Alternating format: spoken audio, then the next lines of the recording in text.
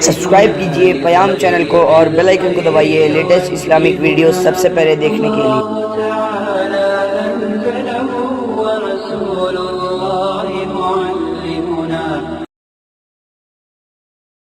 الحمدللہ رب العالمین والصلاة والسلام علی حبیبہ سید المرسلین وعلی آلہ وصحبہ اجمعین، اما بعد۔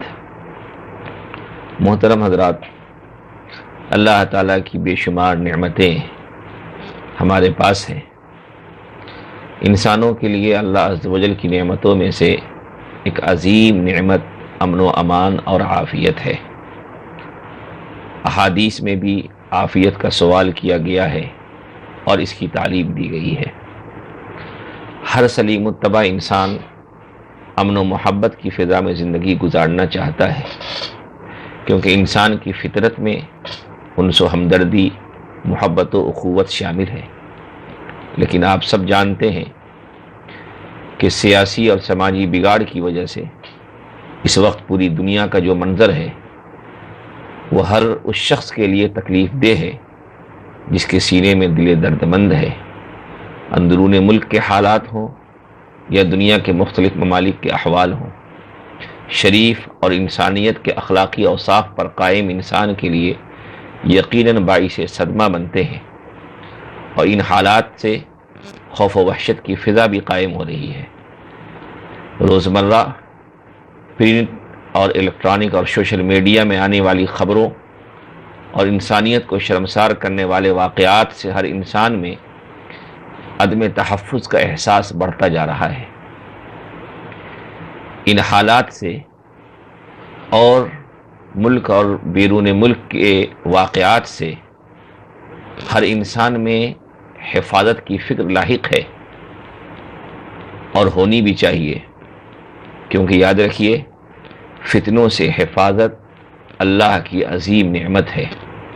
نبی اکرم صلی اللہ علیہ وسلم نے ایک مرتبہ اللہ سے دعا کی۔ اس دعا میں اللہ تعالیٰ سے نبی اکرم صلی اللہ علیہ وسلم نے یہ درخواست کی کہ وَإِذَا أَرَدْتَ بِقَوْمٍ فِتْنَةً فَتَوَفَّنِي إِلَيْكَ غَيْرَ مَفْتُونٍ، کہ یا اللہ، اگر آپ لوگوں کو فتنوں میں مبتلا کرنا چاہ رہے ہوں تو اس وقت مجھے فتنے میں مبتلا نہ کیجیے گا، بلکہ فتنے سے حفاظت کے ساتھ مجھے اپنے پاس بلا لیجیے گا۔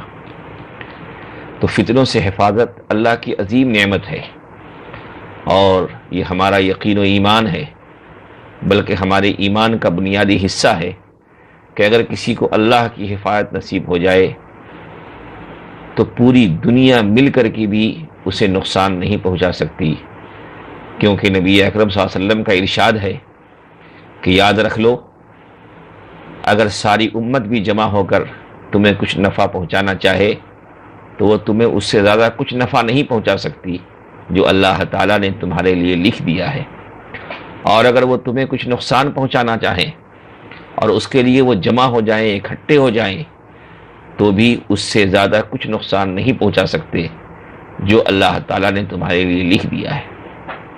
تو اصل نفع و نقصان کا مالک اللہ ہے، اور ایسے احوال میں جب کہ عدم تحفظ کا احساس بڑھتا جا رہا ہو، اللہ سے تعلق جوڑتے ہوئے اللہ کی حفاظت اور اللہ سے عافیت کا سوال کرنا، اور جن طریقوں سے اللہ کی حفاظت و عافیت نصیب ہوتی ہے انہیں اختیار کرنا، یہ حفاظت و عافیت کا ایک بہترین اور مضبوط ذریعہ اور وسیلہ ہے۔ نبی اکرم صلی اللہ علیہ وسلم نے حفاظت و عافیت کے سلسلے میں متعدد دعائیں سکھائی ہیں کہ جن کے اہتمام سے انسان اللہ کی حفاظت حاصل کر سکتا ہے اور امن و امان حاصل کر سکتا ہے۔ جیسے کہ نبی اکرم صلی اللہ علیہ وسلم کا ارشاد ہے کہ جو شخص صبح و شام بسم اللہ الذی لا یضر مع اسمہ شیء فی الارض ولا فی السماء وهو السمیع العلیم 3 بار پڑھنے کا اہتمام کرتا ہے تو اسے کسی چیز سے کوئی نقصان نہیں پہنچ سکتا، وہ مکمل اللہ کی حفاظت میں ہوتا ہے۔ لیکن میں ایک بات یہاں بتاتا چلوں کہ دعاؤں کے اہتمام کے ساتھ ساتھ اور دعاؤں کی قبولیت اور ان میں اثر پیدا کرنے کے لیے یہ سب سے بنیادی ضرورت ہے کہ ہم نمازوں کی پابندی کریں، حرام سے بچنے والے بنیں، کیونکہ جب تک ہمارا اللہ سے تعلق مستحکم نہیں ہوگا، ہمارے اندر اللہ کی بندگی نہیں آئے گی، ہم اللہ کے بتائے ہوئے راستے پہ چلنے والے نہیں بنیں گے، اس وقت تک ہمیں اللہ کی مدد حاصل نہیں ہو سکتی ہے۔ تو سب سے پہلے تو یہ ضروری ہے کہ ہم حرام سے، معصیتوں سے اپنے آپ کو بچائیں، اور اس کے ساتھ ساتھ اللہ تعالیٰ کی طرف سے جو ذمہ داریاں دی گئی ہیں، جن عبادتوں کا ہمیں پابند بنایا گیا ہے، خصوصاً نماز ہے، روزہ ہے، زکوٰۃ ہے، ان کا ہم خصوصی اہتمام کریں۔ اس کے ساتھ ساتھ ان دعاؤں کا اہتمام کریں جو حفاظت سے متعلق نبی اکرم صلی اللہ علیہ وسلم نے ہمیں بتائی ہیں، اور آپ کی تعلیمات میں جن دعاؤں کا تذکرہ ملتا ہے۔ نبی اکرم صلی اللہ علیہ وسلم نے حفاظت اور امن و عافیت کے سلسلے میں جو باتیں بتائی ہیں، ان میں سے ایک اہم ترین چیز جو آج ہمارے پاس موجود ہے، منزل ہے۔ منزل کے نام سے اسے ہم سب جانتے ہیں۔ منزل کیا ہے؟ چند قرآنی آیات کا مجموعہ ہے۔ ان آیات کو رسول اللہ صلی اللہ علیہ وسلم نے منتخب کیا ہے، اور یہ آیتیں جن و شیاطین، آسیب و سحر اور دیگر حادثات و خطرات سے حفاظت کے لیے ایک نہایت مجرب عمل ہے۔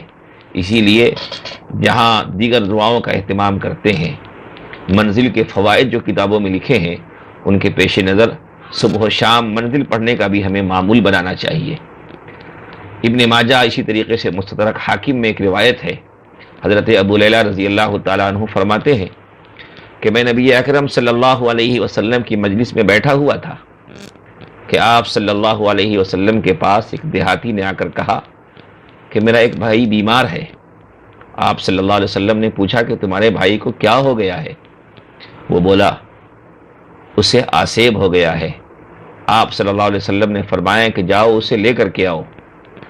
حضرت ابو لیلہ رضی اللہ تعالیٰ عنہ کہتے ہیں کہ میں تو بیٹھا رہا، وہ دیہاتی گیا اور اسے لے آیا۔ آپ صلی اللہ علیہ وسلم نے اسے اپنے سامنے بٹھایا۔ اس موقع پہ میں نے آپ صلی اللہ علیہ وسلم کو چند آیتوں کی تلاوت کرتے ہوئے سنا۔ یہ وہی آیتیں ہیں، 33 آیتیں ہیں، جن کے مجموعے کو ہم منزل کہتے ہیں۔ حضرت ابو لیلہ فرماتے ہیں کہ جب نبی اکرم صلی اللہ علیہ وسلم نے ان آیتوں کو پڑھنے کے بعد اس پر دم کیا تو وہ دیہاتی شفایاب ہو کر ایسا کھڑا ہو گیا اور ایسا لگ رہا تھا کہ اسے کوئی تکلیف ہی نہیں تھی، مکمل صحت مند کھڑا ہو گیا۔ اس سے یہ بات معلوم ہوتی ہے کہ یہ آیتیں جن کو نبی اکرم صلی اللہ علیہ وسلم نے منتخب کیا، اور منتخب کر کے اس موقع پہ اس دیہاتی پر آپ نے پڑھ کے دم کیا، تو موجودہ زمانے میں بہت سے لوگ آسیبی احوال میں بھی پریشان رہتے ہیں، تو ان آیتوں کا اہتمام کریں تو اللہ تعالیٰ ان آیتوں کی برکت سے آسیبی اثرات سے انہیں نجات عطا فرمائیں گے۔ اسی طرح ایک روایت حضرت عبداللہ ابن عمر رضی اللہ تعالیٰ عنہ کی ہے۔ وہ فرماتے ہیں کہ نبی اکرم صلی اللہ علیہ وسلم نے فرمایا کہ جس شخص نے رات میں ان آیات کو، جیسا کہ میں نے ابھی آپ کو بتایا کہ وہی آیتیں ہیں، 33 آیتیں ہیں، جن کا مجموعہ ہم منزل کے نام سے جانتے ہیں، تو جس نے ان آیات کو پڑھ لیا تو اس رات کوئی خونخوار درندہ یا کوئی چور اسے تکلیف نہیں پہنچا سکتا۔ رات میں اگر اس نے پڑھ لیا تو صبح تک، اسی طریقے سے صبح میں اگر پڑھ لیا تو شام تک اس کے اہل و عیال کو اور اس کے مال کو عافیت مل جاتی ہے۔ یہ روایت الدر المنصور میں موجود ہے۔ اسی طریقے سے علامہ سیوطی رحمۃ اللہ علیہ نے اسی کے بارے میں روایتیں نقل کرتے ہوئے لکھا ہے کہ محمد ابن سیرین رحمۃ اللہ علیہ فرماتے ہیں کہ میں ایک سفر میں تھا اور ایسے مقام پہ ہمارا قیام ہوا کہ لوگوں نے کہا کہ یہ مقام پرامن مقام نہیں ہے، اور اس مقام پر چور بکثرت پائے جاتے ہیں، لیکن چونکہ آگے سفر کرنے کی گنجائش نہیں تھی، وہیں ہم لوگ مقیم ہو گئے۔ رات گزارنی تھی۔ وہ کہتے ہیں کہ میں نے اللہ کی حفاظت کو حاصل کرنے کے لیے ان آیتوں کی تلاوت کر لی حفاظت کی نیت سے۔ صبح ہوئی، اگلی صبح ایک شخص سے میری ملاقات ہوئی تو اس نے سوال کیا کہ تم لوگ انسان ہو یا جنات ہو؟ تو میں نے کہا اس میں تعجب کی کیا بات ہے، ہم سب انسان ہی ہیں۔ تو اس نے کہا کہ نہیں، ہم تو تمہیں انسان نہیں سمجھتے ہیں۔ انہوں نے کہا نہیں، ایسی کوئی تعجب کی بات نہیں ہے، ہم سب انسان ہی ہیں، آپ ہی کے جیسے انسان ہیں۔ تو اس نے کہا کہ ہم لوگوں نے تمہارا مال لوٹنے کے لیے تم پر کئی مرتبہ حملہ کرنے کی کوشش کی، لیکن جب بھی تم پر حملہ آور ہونے کے ارادے سے ہم تمہارے قریب آئے، ہر بار ہمارے اور تمہارے درمیان ایک لوہے کی دیوار حائل ہو جایا کرتی تھی۔ تو منزل کی برکت سے اللہ تعالیٰ نے چوروں سے ان کی حفاظت فرمائی۔ محمد بن سیرین کہتے ہیں کہ اس واقعے سے مجھے بڑا تعجب ہوا۔ اس کے بعد اس وقت کے ایک بڑے عالم شعیب بن حرب سے میری ملاقات ہوئی، تو میں نے ان سے بیان کیا، پورا واقعہ ان سے بیان کیا۔ تو انہوں نے کہا کہ واقعی یہ آیتیں بڑی عظیم آیتیں ہیں، اور ہم لوگ تو ان آیتوں کو آیات شفا کہتے ہیں، اور ہمارے درمیان یہ باتیں مشہور ہیں کہ یہ آیتیں جنون، جذام، برس اور اس کے علاوہ تقریباً 100 بیماریوں کا علاج ہے۔ آج بہت سے لوگ مختلف قسم کے امراض میں پریشان ہیں، اور روز بروز مختلف قسم کے لا علاج ایسے امراض آتے رہتے ہیں جس کے سلسلے میں اطباء بھی حیران ہوتے ہیں۔ تو ان آیتوں کی تلاوت بیماریوں کی شفا کا بھی ذریعہ ہے، اس لیے ان آیتوں کو شفا کی نیت سے بھی پڑھنا چاہیے۔ اسی طریقے سے پڑھنے کے بعد پانی پر دم کر کے ان آیتوں کو پینا بھی انشاءاللہ بہت مجرب ہوگا۔ علامہ سیوطی رحمۃ اللہ علیہ نے ایک واقعہ الدر المنصور میں نقل کیا ہے۔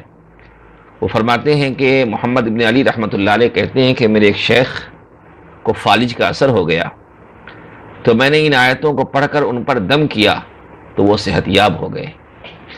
تو اس سے بھی معلوم ہوتا ہے کہ ان آیتوں میں اللہ تعالیٰ نے جہاں حادثات سے حفاظت کو رکھا ہے، ان آیتوں کی تلاوت کی برکت سے جہاں حادثات سے حفاظت نصیب ہوتی ہے، آصیب سے حفاظت نصیب ہوتی ہے، اسی طریقے سے امراض سے بھی حفاظت نصیب ہوتی ہے۔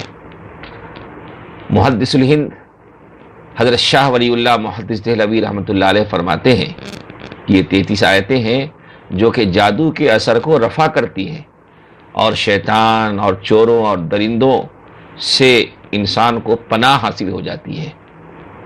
اسی طریقے سے حکیم الامت حضرت مولانا اشرف علی صاحب تھانوی رحمۃ اللہ علیہ فرماتے ہیں، بہشتی زیور میں انہوں نے لکھا ہے کہ اگر کسی پر آسیب کا شبہ ہو تو منزل کی آیتوں کو لکھ کر کے مریض کے گلے میں ڈال دیں اور پانی پر دم کر کے مریض کے گھر میں چھڑک دیں۔ اسی طریقے سے اگر گھر میں اس کا اثر ہو، گھر میں آسیبی اثرات کا اندیشہ ہو، تو ان آیات کو پڑھ کر کے پانی پر دم کریں اور گھر کے چاروں گوشوں میں اسے چھڑک دیں۔ اس کی برکت سے وہ گھر آسیب اور آسیبی اثرات سے محفوظ ہو جائے گا۔ بہرحال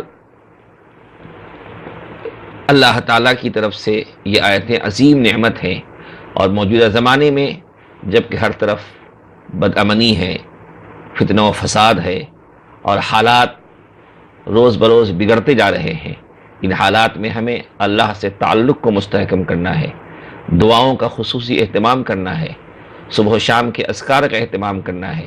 اسی طریقے سے منزل ایک عظیم نعمت الہی ہے، یہ مخصوص آیتیں ہیں، اور الحمدللہ بڑی آسانی سے آج یہ ہر جگہ یہ آیتیں، ان آیتوں کا جو مجموعہ ہے منزل کے نام سے دستیاب ہے۔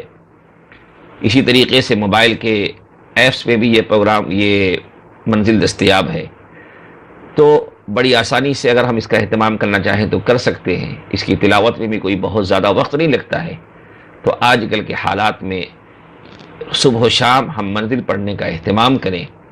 انشاءاللہ اس کے اہتمام کی برکت سے ہمارے بہت سے مسائل حل ہوں گے، آسیبی اثرات سے نجات ملے گی، دشمنوں سے حفاظت نصیب ہوگی، اسی طریقے سے مختلف قسم کے امراض سے بھی حفاظت نصیب ہوگی، اور اللہ تعالیٰ کی حفاظت کسی کو نصیب ہو جائے تو اس سے بڑا کوئی خوش نصیب نہیں۔